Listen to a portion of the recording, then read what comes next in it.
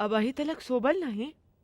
सोई जा, जबन भी मांगत रहलू सब मान लिहल गई। अब का चाहिए? सोई जा सोई जा। मम्मी का भइल? काल रंजन के जन्मदिन बा। रंजन? हाँ हम्म, मम्मी कल एक बार रंजन के घर से हो आई प्लीज। ओकरा इतना तकलीफ में अगर ओकरा कुछ गिफ्ट दे के आई था। चाहबू? जा, लेकिन पूजा तुम्हारे पापा के भनक नहीं पड़े के चाहिए। नहीं कुछ भी तो- पता ना चली उनका। Thank you mummy. हमारी प्यारी बिटिया। मम्मी अरे अरे का बात बा का हम बिटवा आज कॉलेज के दोस्तन के संग घूमे नाही गइल, डिस्को नाही गइल, अचानक मम्मी के गोद में सर रख के सोवे के चाहत। मम्मी हम्म हमरा कॉलेज में एगो लड़की पढ़ेली जाने लू, बहुत बढ़िया है। और तोहरा ओकरा से प्यार हो गइल बा। तुहा का कैसे पता चलल?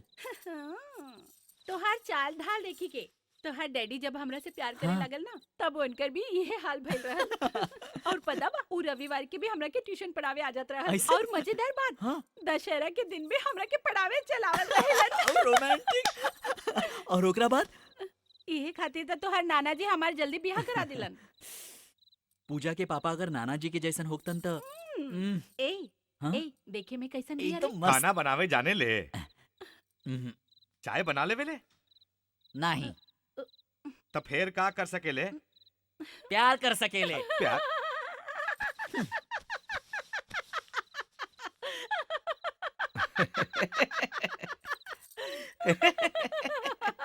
ई माँ बेटवा से कबहियो न जीत सकब। हाय अजय। हाय छोटू। देखा हाय देखा। हाय। अच्छा तो कल हमरा घर पे काहे ना आइलो? हम कितना वेट करत ए, रहिली। अल्पना पूजा कहूँ बा उ तो आज ना आई। काहे? तोरा के ना मालूम उहुं, रंजन के जन्मदिन बा, वो वही जे गई लोग तो वही जे जाके पता करा। हमरा के लागत वो आज कॉलेज ना आई। देखा पूजा, सिर्फ तारा और दिखला से तहार बाबूजी आ उनकर आदमी लोग हमार बेटा के अंधा बना दे लोग। तू एहजा आयल बारू इहो लोग जान ले तो वो लोग रंजन के मुआ दी। एही के गो लइका बा हमार, सोचले रहे नी हा डॉक्टर या इंजीनियर बनाई, लेकिन अब तो आनहर होके सपना के दिल में सजा के जिंदगी बिता रहल बा। एकरा बाद भी तू का चाहता रू बोला? अंकल आज रंजन के जन्मदिन हा। हम एकरा खातिर केक लेके आइल बानी, एकरा खुद अपना हाथ से खिलाई। ऐसे तो ओकरो औरो वैसी तकलीफ हुई। तू जा बेटी, चल जा। आ कबो हमनी के घरे मत आइए।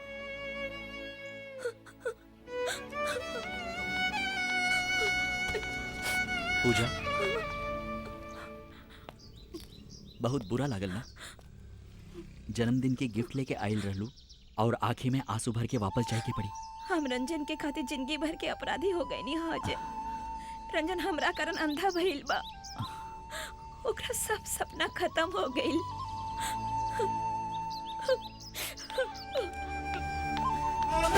बंसी बजावा लाइट बजा